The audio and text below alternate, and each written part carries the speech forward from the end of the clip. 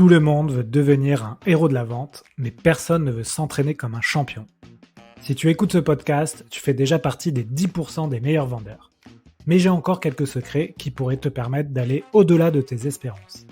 Tu veux les connaître? J'ai un bon deal pour toi. Va sur le site leshéroesdelavente.com, télécharge le playbook de vente, c'est le recueil de tous mes meilleurs conseils que j'obtiens dans le podcast.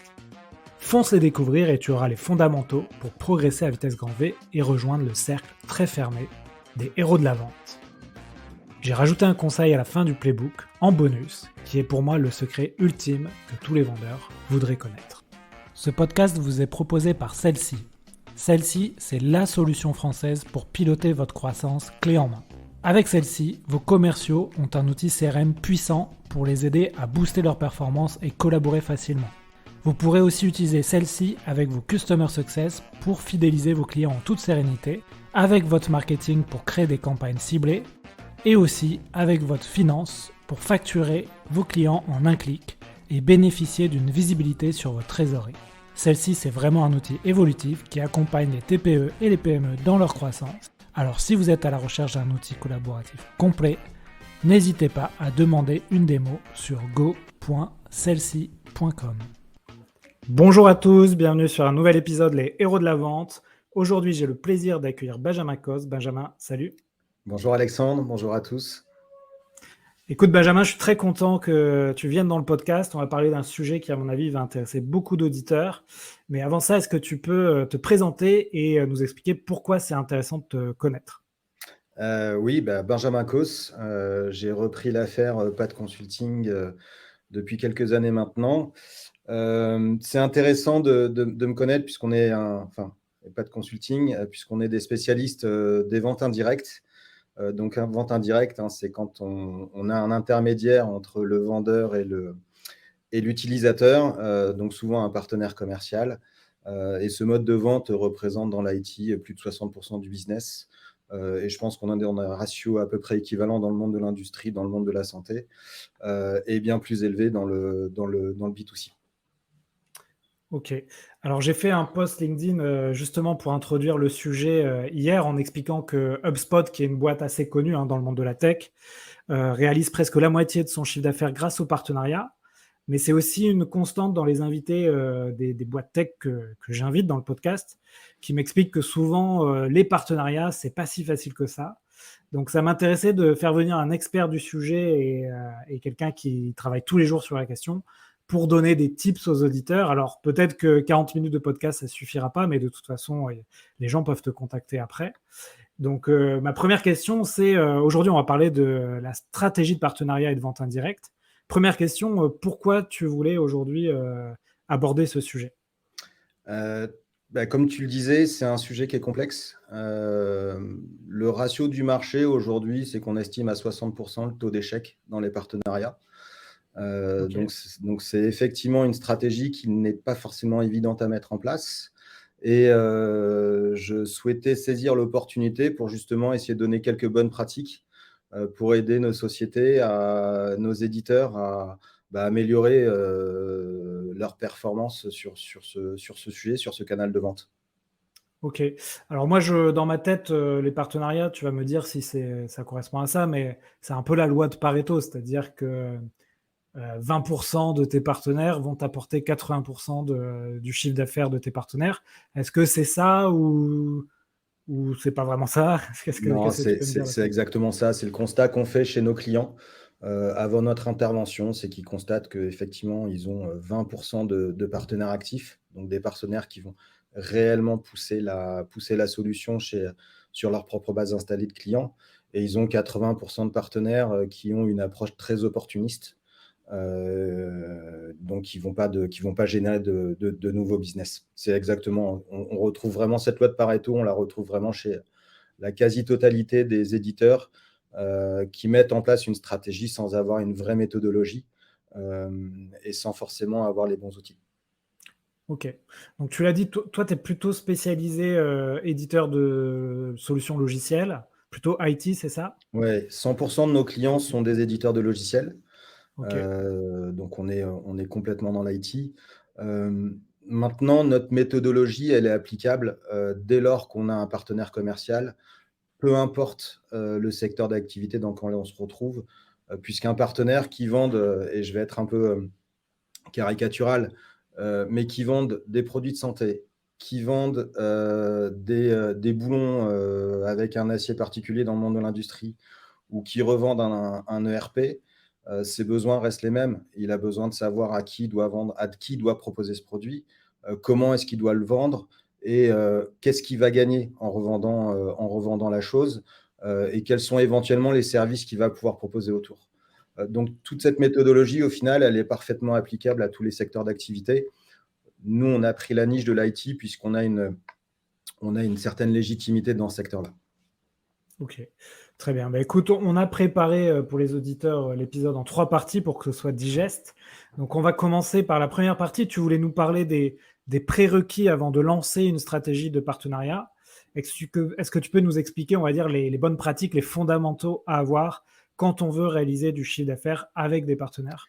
Oui, cette notion de prérequis, elle est importante, notamment pour toutes les entreprises qui sont assez jeunes et qui se posent la question de mettre en place cette stratégie. Stratégie qui, je le rappelle, permet de développer son chiffre d'affaires de façon extrêmement rapide, tout en limitant les risques, et qui est relativement économe à mettre en place, en tout cas par rapport aux autres stratégies d'hypercroissance, qui sont le recrutement d'une armée mexicaine de commerciaux, ou qui consiste à racheter son principal concurrent et sa base de clients. Donc, Ok. il y a quelques prérequis à respecter. En tout cas, c'est le constat qu'on fait et ce sont les conseils qu'on peut donner. Ces prérequis, c'est avoir une certaine maturité. C'est-à-dire qu'on estime, notamment dans le cadre de l'IT, qu'il faut avoir 2 à 3 ans d'expérience de commercialisation de sa solution. Pour une raison simple, à partir du moment où on a ces 2 ou 3 ans d'expérience, on a le recul nécessaire pour être capable de définir ce qu'est une affaire type, quels sont les buyers persona, quel est le process d'achat de nos clients, puisque toutes ces informations-là, il va falloir les partager avec ses partenaires. Ce n'est pas eux qui vont l'inventer. Donc ça, c'est l'un des premiers prérequis. Le Peut-être deuxième… que si on a peut-être peut-être des boîtes jeunes ou des startups qui nous écoutent, se lancer dans des stratégies de partenariat dès la première année, c'est peut-être un défocus qui n'est pas forcément conseillé. Alors, nous, on le Je dis conseille ça parce pas. que je l'ai fait, cette erreur. Effectivement, il faut savoir à qui on vend, comment on le vend, quelles sont les bonnes pratiques pour vendre sa solution. Et encore une fois, un partenaire, il n'est pas là pour apprendre, il est là pour appliquer ce que vous allez lui conseiller de faire.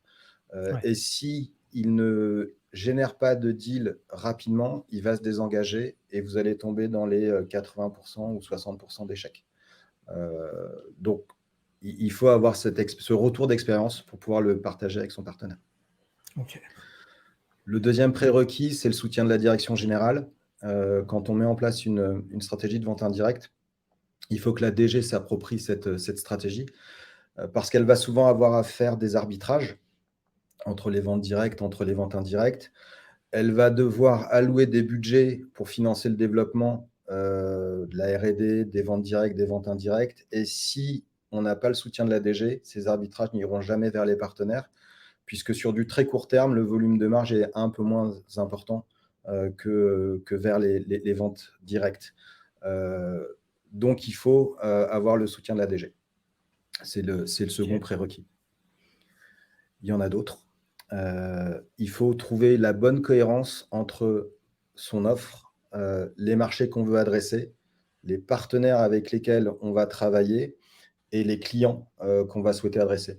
Il faut trouver une cohérence entre ces éléments-là, et c'est là où on retrouve cette exigence de niveau de maturité. Ce que je veux dire par là, c'est que quand on a une solution qui s'adresse par exemple à des très petites entreprises, on ne peut pas se permettre d'aller chercher des partenaires qui ont l'habitude de s'adresser à des grands comptes. Mais l'inverse est vrai aussi.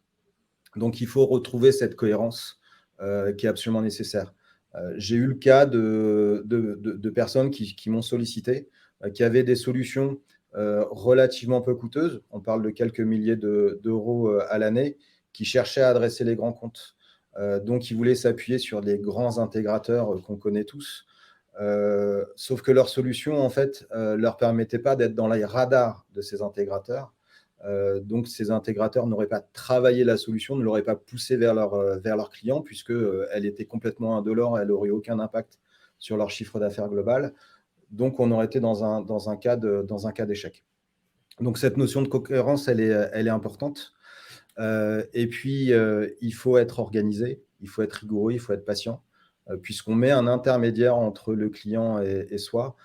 Donc, il faut amener sa rigueur, il faut amener son organisation, il faut amener sa patience au partenaire pour entrer dans un cas de succès.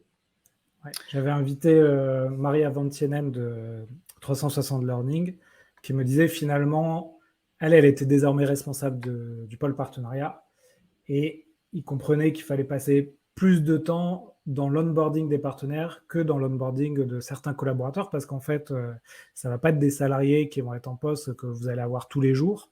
Donc, il faut vraiment préparer stratégiquement la formation des partenaires et on va en parler, hein, mais il faut être prêt à passer du temps sur l'accompagnement de ces partenaires. C'est effectivement une bonne pratique. On en reviendra. Enfin, on va passer un petit peu de temps dessus. Hein. C'est sur la partie. Enfin, moi, j'assimile ça au recrutement. Quand je parle de recrutement, il y a la partie démarrage qui va avec. Le dernier prérequis, et je finirai là-dessus, hein, c'est la notion de profitabilité pour le partenaire. Il faut se poser la question, quel est l'intérêt qu'a le partenaire à travailler avec moi en tant qu'éditeur? Et il faut être capable d'apporter une réponse. Pardon. Là-dessus, j'ai une question, j'espère qu'elle sera intéressante. Je sais que dans l'IT, dans les logiciels, donc pour des apporteurs d'affaires, des distributeurs, etc., tu vas avoir des commissions sur les ventes qui vont tourner, ça dépend les secteurs, etc., mais c'est souvent entre 20 et 30%. Toi, qu'est-ce que tu vois dans les marchés? Est-ce que tu as des industries ou des entreprises qui explosent un peu ce cap-là, ou ça reste de manière très classique un pourcentage des ventes qui est dans ces eaux-là, en sachant que le logiciel, à la différence du hardware, c'est que une fois que tu l'as développé, normalement, chaque unité supplémentaire ne te coûte pas plus. Alors, tu pourrais très bien dire à tes partenaires, je vous passe 80% du CA que vous m'apportez. Ça pourrait être une politique intéressante. Alors, c'est une question que 100% de mes clients me posent. Okay. Donc, c'est une très bonne question. Malheureusement, je n'ai pas de réponse toute faite. Il n'existe pas de réponse toute faite, notamment avec l'avènement du SaaS, en fait, qui a remis un peu en question tous les repères qu'on pouvait avoir avant la mise en place de ce nouveau mode, de ce nouveau business model. Et ma réponse, encore une fois, elle tient à la notion de profitabilité pour le partenaire. Je vais prendre deux exemples complètement opposés.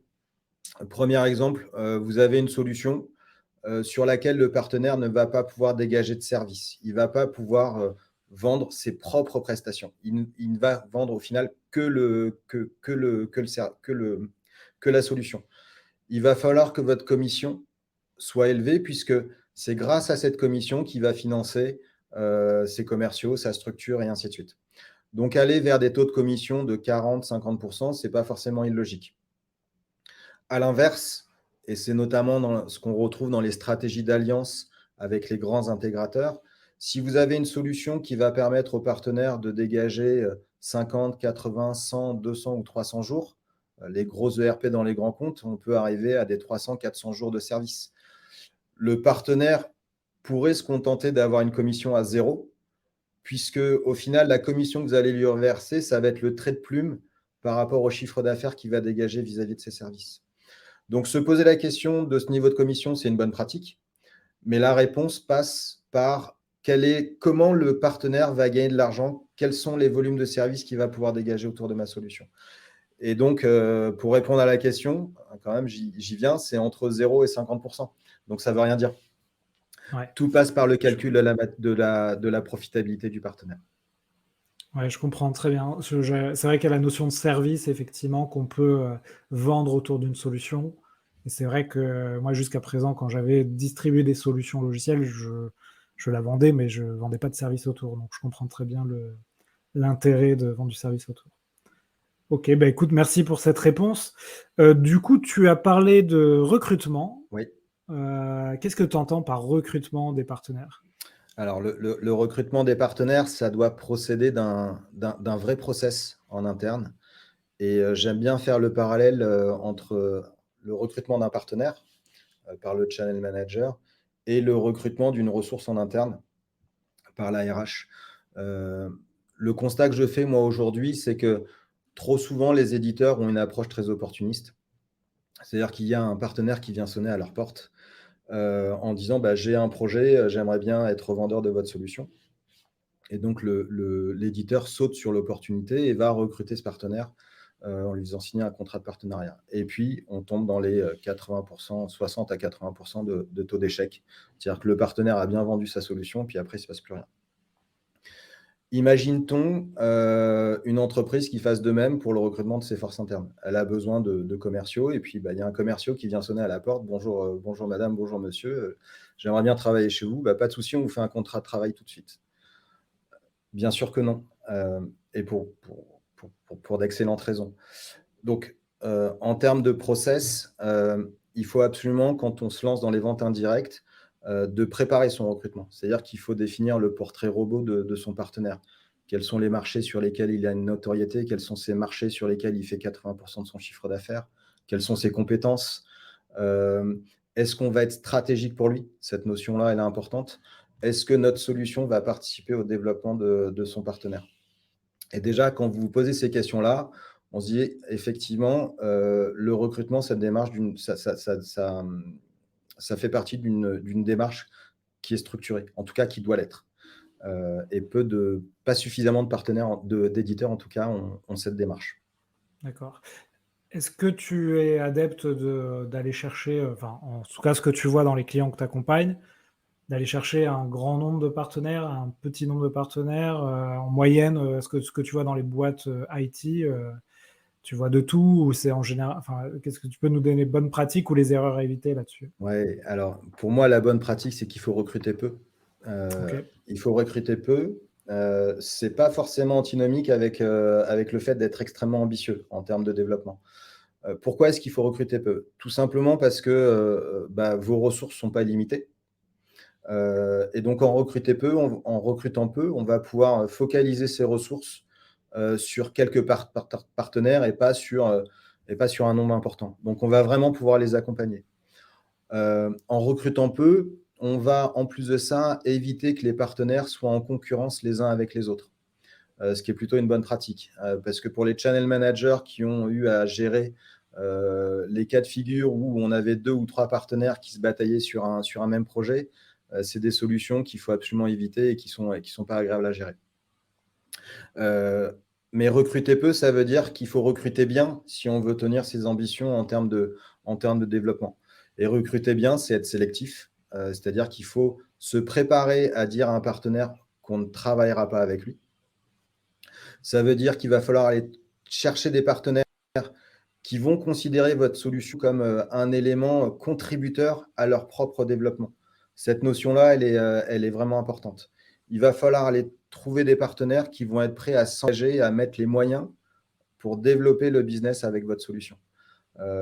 Donc, recrutez peu, mais recrutez bien. Et exactement comme on le fait, encore une fois, quand on cherche à recruter une ressource en interne. On va avoir 5, 6, 7 propositions, puis on va en retenir qu'une seule. Dans le cadre des ventes indirectes et avec des partenaires commerciaux, il faut avoir exactement la même approche. Nous, c'est ce qu'on appelle chez PAD une approche par champion. C'est-à-dire ok. qu'on va Oui, pardon. Non, bah, vas-y, j'allais te poser la question suivante.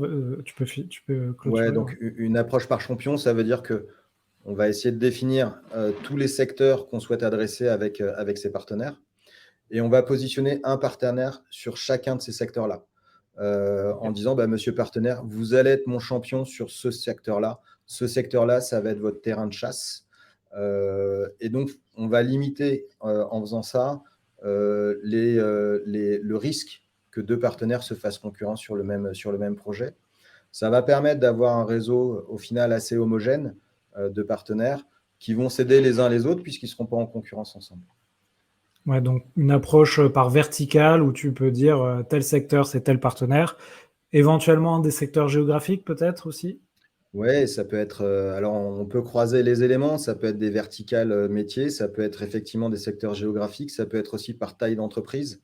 C'est un go to market, c'est toujours quelque chose qui est assez compliqué à construire, mais c'est indispensable de le faire.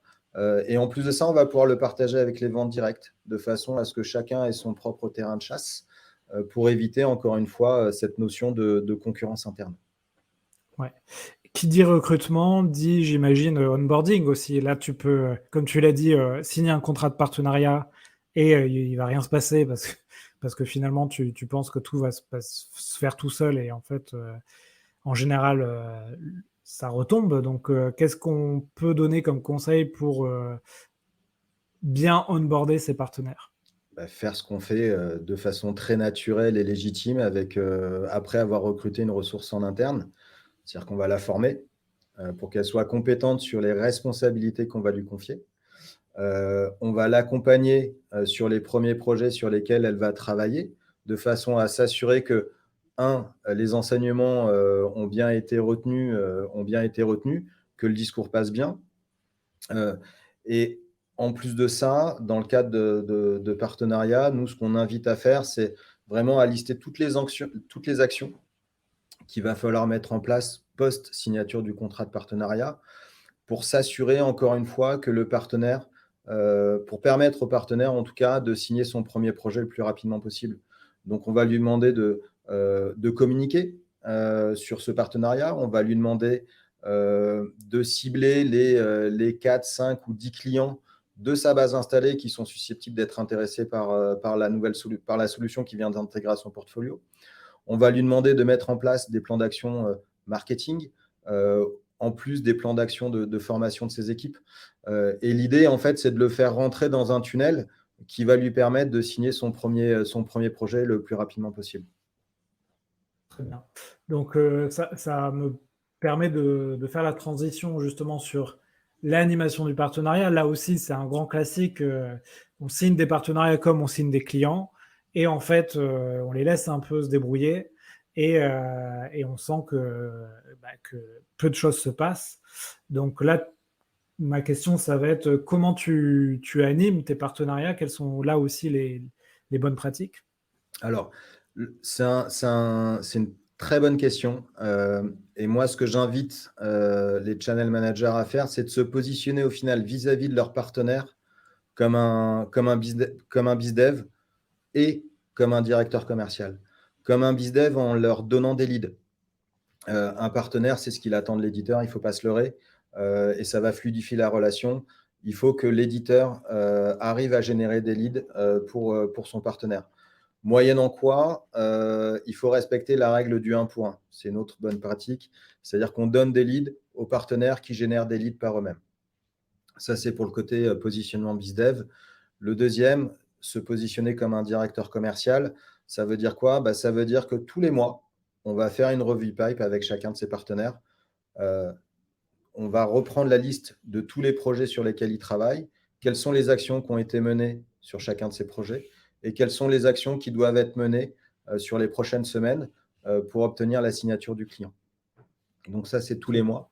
Tous les Oui, Ouais, j'allais te poser la question, moi j'ai donc là aussi j'ai été, distributeur de logiciels, j'ai eu moi-même des partenaires, j'ai eu des apporteurs d'affaires et là dernièrement j'ai fait un partenariat avec Aircall où je suis apporteur d'affaires pour eux et ils m'ont fait passer, par un outil qui s'appelle Partner Stack, qui permet un peu de suivre, d'avoir un dashboard oui. sur tout ce que tu dis, de voir les clients que tu as transmis à Aircall et de voir l'avancée aussi du deal. En termes d'outils, est-ce que tu peux là aussi donner un peu des choses, qui peuvent intéresser les auditeurs? Le PRM, aujourd'hui, il y a de plus en plus de solutions de PRM qui sont sur le marché. Il y a différents acteurs qui se positionnent là-dessus. C'est effectivement des outils qui sont très, très intéressants, pour suivre ses partenaires. Heu, à la fois les partenaires actifs avec lesquels on va faire la lead registration, où on va justement suivre tout le process de formation et autres. Donc c'est des outils qui sont indispensables pour les partenaires actifs et ces outils vont permettre également de gérer les partenaires inactifs, en les laissant autonomes sur leurs responsabilités et ça va permettre au channel manager au final d'investir tout son temps sur les partenaires avec du potentiel et de dégager et de ne pas s'occuper de tous ces partenaires qui ne font pas nécessairement le job et qui pourtant sont assez chronophages.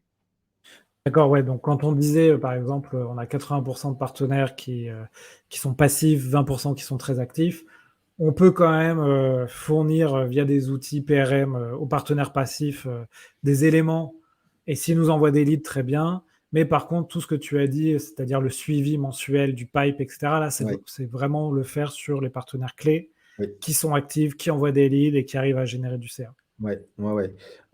Il y a un autre élément, enfin 2 autres éléments qu'il faut également, s'astreindre à appliquer, c'est faire des revues trimestrielles OK. en essayant d'embarquer, le marketing, et les services du partenaire dans ces réunions trimestrielles. L'idée, c'est de pousser le partenaire à mettre en place les plans d'action qui vont lui permettre de générer les leads, et les signatures conformément aux engagements qui ont été pris lors du business plan. Et le business plan annuel, c'est la troisième bonne pratique en termes de développement. Chaque année, l'idée, c'est de se mettre autour de la table avec la direction générale du partenaire et sa propre direction générale et de se mettre d'accord sur les éléments traditionnels d'un business plan, c'est-à-dire quels sont les objectifs en termes de vente, quels sont les objectifs en termes de lead, quels sont les moyens qui vont être mis sur la table par le partenaire et par l'éditeur pour atteindre ces objectifs, quel va être le plan de formation. Tous ces éléments-là, il faut les consigner chaque année dans un business plan. Et ça va être un outil extrêmement utile pour le channel manager, le levier qu'il va pouvoir utiliser au quotidien pour essayer de pousser son partenaire à développer son business conformément aux engagements de sa DG. D'accord.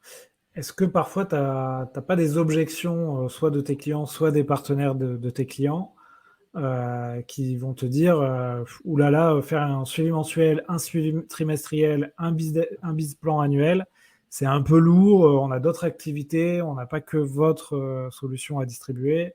Est-ce que tu as cette objection? Comment tu la traites? Alors, on a systématiquement cette objection, mais ça veut dire que le partenaire ne vous considère pas comme quelqu'un de stratégique pour son propre développement. OK. Et c'est là où il faut se poser la question de savoir si ce partenaire est un bon parti sur lequel parier ou pas.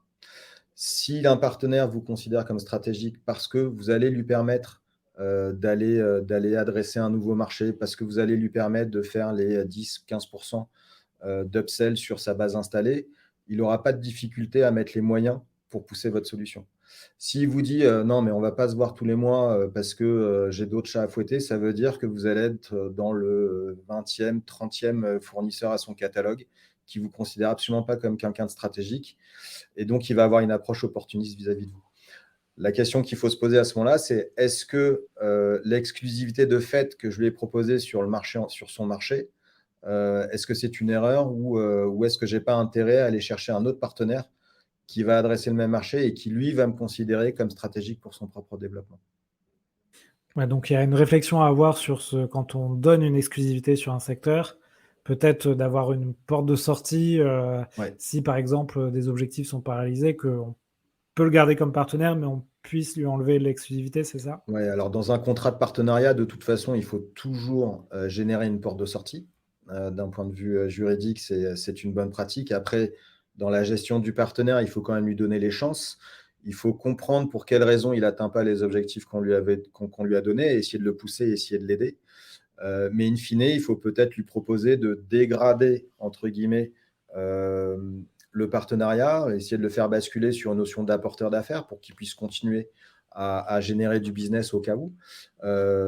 Mais effectivement, à un moment donné, il faut trancher dans le vif et prendre des décisions qui ne sont pas toujours faciles et se dire on va aller chercher un autre partenaire qui, lui, sera plus proactif sur le marché dont il est question. Ouais, ça d'ailleurs, on en a pas parlé en vraiment, tu peux avoir plusieurs aussi types de partenaires, hein. Tu peux avoir, les filiales, les ouais, c'est ça, les filiales, les, distributeurs, les apporteurs d'affaires. Et là aussi, à chaque fois avec des commissionnements différents. Qu'est-ce que tu peux nous dire là-dessus? Est-ce que tu as des Ouais, choses à nous apporter là-dessus? alors pour nous, on a la première typologie de partenariat, c'est effectivement, c'est l'apporteur d'affaires, c'est l'apport d'affaires. Donc ça, c'est quelque chose qui est assez simple à mettre en place, et c'est assez simple parce qu'au final, le partenaire va prendre très peu d'engagement vis-à-vis de l'éditeur. Donc, et ses responsabilités dans le cycle de vie de la solution seront relativement limitées. Donc c'est quelque chose qu'on fait de façon très, très naturelle, et les vendeurs directs, les premiers d'ailleurs. Ensuite, et c'est là où ça score, c'est quand on veut aller vers le deuxième stade. Donc c'est plutôt le co-sell, la notion d'alliance. C'est-à-dire que le partenaire et l'éditeur vont se présenter de front chez le client final. L'éditeur va vendre sa licence, le partenaire va vendre ses propres services. Ça, c'est le deuxième stade, qui est déjà un peu plus facile, puisqu'au final, on conserve toute la partie avant-vente en interne. Le troisième stade, c'est la partie revente, où là, on va aller chercher des partenaires qui vont être autonomes sur tout le cycle de vie de la solution, de l'avant-vente jusqu'à l'après-vente et au suivi de la satisfaction client. Et le dernier stade, c'est le stade ultime, c'est la marque blanche, où votre solution va être embarquée de façon naturelle dans les prestations de services du client. Alors, c'est souvent avec des éditeurs ou des éditeurs qui ont des solutions plus complexes, plus larges. Ok, donc on pourrait dire marque blanche, stade ultime, ensuite distributeur quand la personne vend la solution toute seule, et l'alliance, le stade juste après, comment tu pourrais l'appeler? Tu C'est m'as dit l'alliance alliance ou le entre... co-sell. Ok, Voilà. alliance ou Et co-sell, et ensuite apporteur d'affaires. exactement. Et en fait, à chaque typologie de partenariat, on va retrouver des profils de partenaires bien identifiés. Ok, Donc, typiquement, la marque blanche dans le domaine de l'IT, on va avoir essentiellement affaire à des éditeurs, naturellement. Sur les distributeurs, on va avoir affaire à des revendeurs à valeur ajoutée, ce qu'on appelle des VAR communément dans notre secteur d'activité. Et puis, sur l'alliance et le co-sell, on va plutôt s'attacher à travailler avec des intégrateurs. Donc des ESN, les fameuses SS2I qu'on connaît tous. et tu peux me redire ce que c'est des revendeurs à valeur ajoutée? C'est quel type d'entreprise? Ça, c'est typiquement les entreprises qui revendent les serveurs auprès des PME, Ok, qui revendent les petits ERP. Alors, petit, c'est pas péjoratif, hein, mais qui revendent les ERP, les solutions de phonie. Ce sont des gens qui adressent généralement des PME, euh, euh, des gens qui travaillent avec des sociétés comme Sage, par exemple.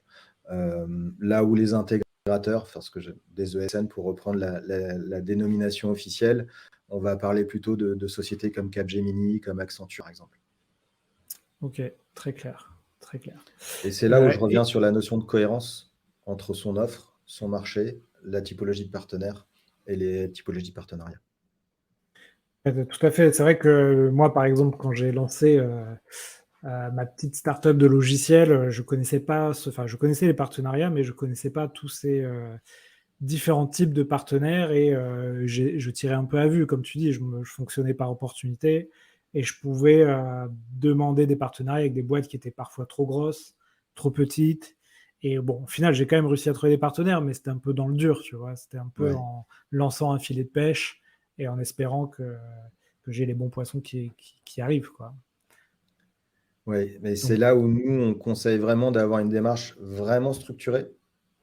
Mais pour avoir cette démarche vraiment structurée, il faut avoir le niveau de maturité dont j'ai parlé en termes de prérequis. ouais. Ben, écoute, très bien, Benjamin. On arrive à plus de 30 minutes d'interview. Est-ce que tu as d'autres choses à ajouter sur les pièges à éviter ou les bonnes pratiques du partenariat avant qu'on passe aux questions de la fin? J'ai un outil qui peut être intéressant pour les auditeurs en termes de recrutement, c'est le dossier de motivation. Ok, J'invite en fait, quand vous êtes en train de recruter un partenaire, de lui proposer de remplir un dossier de motivation où en fait vous allez formaliser toutes les questions qu'un partenaire devrait se poser pour savoir si oui ou non l'opportunité que vous lui proposez va vraiment lui permettre de développer son business. À première vue, ça peut paraître intrusif, mais au final, c'est extrêmement structurant et c'est une vraie aide pour le partenaire afin qu'il prenne la bonne décision. Et encore une fois, prendre une décision négative, c'est pas forcément, ça peut être une belle opportunité pour vous. ok, dossier de motivation à faire remplir à son partenaire. Ok. Et là, c'est plus pour qualifier en fait donc la motivation du partenaire. C'est un outil qui va permettre au channel manager d'être sélectif dans son recrutement. Et c'est d'autant plus facile d'utiliser cet outil qu'on aura bien mis en avant, en phase de recrutement et de présentation de sa société, les espérances de gains pour le partenaire. Encore une fois, je reviens sur cette notion de profitabilité qui est essentielle et qui est extrêmement mal abordée par la plupart des éditeurs. Ok. Et juste, j'imagine, ça dépend, tu vas me dire que ça dépend de la taille des entreprises, de la typologie, etc. Mais quand on a dit il faut sélectionner bien mais peu de partenaires, est-ce que tu as des chiffres un peu, des fourchettes de dire combien de partenaires, on va dire ambassadeurs, on peut imaginer, sans compter les partenaires passifs dont on a parlé, Ouais. les 80% de partenaires Bah, tout passifs. va dépendre de la taille de son marché. Ouais, c'est ça. Tout va dépendre de la taille de son marché. Donc, j'ai pas de chiffres à donner. On peut avoir des sociétés qui vont extrêmement performer avec une quinzaine de partenaires et d'autres qui vont avoir besoin d'une centaine. Tout dépend des marchés qu'elles souhaitent adresser. Alors, encore une fois, on peut parler de pays, puisque quand on veut se développer à l'international, les partenariats, les ventes indirectes sont une excellente opportunité. Mais si on adresse un marché qui est assez étroit, au final, on peut arriver à très bien performer avec 5 partenaires. Donc, j'ai pas de ratio. Ce qu'on a l'habitude de dire, c'est qu'en règle générale, un channel manager, il a entre 10 et 15 partenaires actifs dans son portefeuille. Après, si on travaille avec un éditeur leader sur les ERP destinés aux grands comptes, il va avoir un partenaire à gérer. Et c'est ça, surtout si on considère le partenaire comme presque un collaborateur de l'entreprise. C'est comme dans le management, hein. Au bout de 10 personnes à manager, ça devient compliqué. Donc, Exactement. ok. Bah, écoute, merci beaucoup. Si ça te convient, on va passer aux questions de la fin. Oui. Alors, j'ai changé un peu mes questions là dernièrement, donc tu les as pas forcément. Donc, c'est des questions qui sont moins sur les outils ou moins sur le contenu. Je voulais te demander si dernièrement il y avait un apprentissage, quelque chose sur lequel tu as passé beaucoup de temps et que tu me conseillerais d'éviter. C'est une excellente question. Parce que je suis paresseux, j'ai pas envie de travailler sur quelque chose qui fonctionne pas. Je pense qu'il faut. Alors, j'ai pas de réponse toute faite à ça, mais je pense qu'il faut regarder les gens qui réussissent et s'inspirer de ce qu'ils ont fait, tout simplement. Ok. Donc il y a pas un outil sur lequel tu as passé beaucoup de temps ou un projet où c'était finalement une erreur, non? Il n'y a pas quelque chose qui te vient en tête? En termes d'outils ou de projets, non, pas nécessairement. Après, ça va être plutôt des attitudes. Ok. Je pense qu'il faut être capable d'être curieux, d'ouvrir ses chakras pour reprendre une expression bien connue. Et encore une fois, de s'inspirer des gens qui ont réussi et essayer de comprendre comment ils ont fait pour atteindre leurs objectifs beaucoup plus rapidement que soi. Donc, si on revient sur les partenariats, c'est des sociétés, encore une fois, qui ont une approche qui est extrêmement structurée, rigoureuse, avec une belle proposition de valeur et qui ont pris le temps, au final, de réfléchir, de se structurer pour y arriver. Et est-ce que tu peux nous donner quelques noms de sociétés qui ont une stratégie de partenariat qui réussit? Alors, il y a quelques clients qu'on a accompagnés, des gens comme Quable, des gens comme Akeneo, des gens comme WooDrive, Quadient, iAdvise. Il y en a d'autres qu'on n'a pas accompagnés, notamment dans le domaine de la cybersécurité. VADSecure, par exemple, a réussi à développer un très, très beau réseau de distributeurs de Ok. façon assez rapide, puis ils ont de très, très bons résultats. Très bien. Bah, écoute, ça nous permet peut-être d'aller voir ces sociétés et voir comment elles opèrent avec des distributeurs, des apporteurs d'affaires. Ouais. Très bien. En termes de compétences, est-ce qu'il y a une compétence aujourd'hui que tu n'as pas, que tu rêverais d'avoir? Oui, je suis toujours en admiration devant des gens qui sont capables de rentrer dans une soirée en connaissant personne et qui ressortent de là 2 heures après en ayant pu échanger avec tout le monde. Ça, c'est quelque chose que j'adorerais savoir faire. Ok. Très bien. Bah, écoute, Mais c'est pas forcément incompatible avec un job de commercial ou de channel manager, heureusement. ouais. Oui, le commercial, traditionnel qui a la tchatche, on voit bien que, aujourd'hui, c'est plus une caricature qu'autre chose, hein, Ouais. notamment dans ces domaines, d'IT et de Mmh. tech. Est-ce que tu as un outil, qui te change la vie? Je suis en train de le chercher. OK, Je suis en train de le chercher pour mon utilisation personnelle, notamment pour les prestations clients. Quand on accompagne nos clients aujourd'hui, on utilise un formulaire sous Excel et je cherche un outil pour le remplacer. Donc, je lance une ligne. Si vous connaissez un outil qui permette de remplacer des gros fichiers Excel, je suis très preneur. ouais, bah, je sais pas si tu le connais, tu as Airtable qui essaye de réinventer un peu l'Excel. Tu as Notion qui est pas vraiment Excel, mais qui permet de faire d'autres choses. Je sais pas si tu Ouais, as si, pu si, tester? c'est des alors le 1er je connaissais pas. Ouais, Notion, je connais, mais il répond pas à ça mon répond pas à besoin. tes besoins? J'ai essayé de regarder ce que ça pouvait faire, des solutions comme Tableau également, OK, ou d'autres, mais j'ai pas trouvé malheureusement. OK. Bah, écoute, peut-être Airtable, ça peut Ouais. peut-être, correspondre, il faudra que tu testes. Dernière question, qui, inviterais-tu sur le podcast? Bah, justement, le VP partner de Vade Secure, puisqu'on n'a pas travaillé ensemble et encore une fois, il a sorti d'excellents résultats. Donc je pense que ce serait, extrêmement intéressant de voir comment il s'y est pris, pour arriver à développer rapidement un réseau de partenaires efficaces. Je pense que ça OK. pourrait être un un bon invité pour tes auditeurs. Bah, écoute, je vais lui proposer, directement sur LinkedIn. Pour les auditeurs qui veulent aller plus loin avec toi, bien sûr, ils peuvent te contacter, là aussi sur LinkedIn. Tu interviendras en janvier, lors du premier bootcamp Les Héros de la vente, sur la partie, vente indirecte et partenariat. Donc ce sera une intervention plus longue que le podcast, hein, ce sera 1 heure et demie, où justement on pourra rentrer dans le détail, de tout ce que tu nous as dit, par exemple le dossier de motivation et d'autres choses. Donc, je vous mettrai des liens, tous les jours sur LinkedIn, si ça vous intéresse. Benjamin, je ne sais pas si tu veux faire un dernier message, une pub, quelque chose pour les auditeurs? Si, qu'ils hésitent pas à visiter notre site internet. On a essayé de mettre, des livres blancs et quelques insights dessus. OK, On y retrouve quand même de la valeur, ou en tout cas l'idée c'est d'amener les gens à essayer de se poser les bonnes questions, avant de se lancer. Et on a également une formation qui est destinée aux channel managers. C'est une exclusivité en France. On est les seuls à proposer une formation destinée aux channel managers dans l'IT. Encore une fois, c'est surprenant puisque c'est quand même un job, compliqué, avec des impacts assez importants.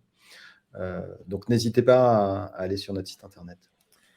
ouais, c'est vrai que c'est pas forcément un métier qu'on apprend à l'école, hein, channel manager, et on voit que dans les entreprises, ça devient, de plus en plus un métier à enjeu. Oui. Donc c'est souvent des accounts, des CSM qui passent sur ce poste-là, voire des commerciaux. Et c'est vrai que ça pourrait être, une idée, hein, tu vois? Une formation, dans une école, formation de responsable partenariat, ça pourrait être une très belle idée, ouais. Je pense, je pense. J'essaye de faire le lit du marché, mais c'est pas toujours évident quand on est, aussi peu nombreux sur ce marché-là. Bon, bah, écoute, tant mieux pour toi, Benjamin. Exactement. Bon, bah, écoute, merci encore, à très bientôt et puis, on se retrouve, bientôt pour un autre épisode, Les Héros de la vente. Vous pouvez le partager et vous allez retrouver, le podcast, sur les ondes et bien sûr, la vidéo également sur YouTube et LinkedIn. Ben, À merci bientôt, beaucoup Benjamin. Alexandre. Merci, à bientôt. Voilà, j'espère que l'épisode vous a plu. Si vous voulez continuer à approfondir ces sujets, retrouvez sur le site l'héros-de-la-vente.com l'ensemble des podcasts et également la newsletter Les Chroniques de la Vente. Donc 2 fois par mois, je vous envoie toute la veille que je fais sur les nouvelles techniques de vente, les nouveaux outils, et je fais également un portrait d'un entrepreneur qui a craqué le système pour exposer ses ventes. Donc on se retrouve sur cette newsletter ou sur LinkedIn pour continuer à échanger sur ces sujets passionnants.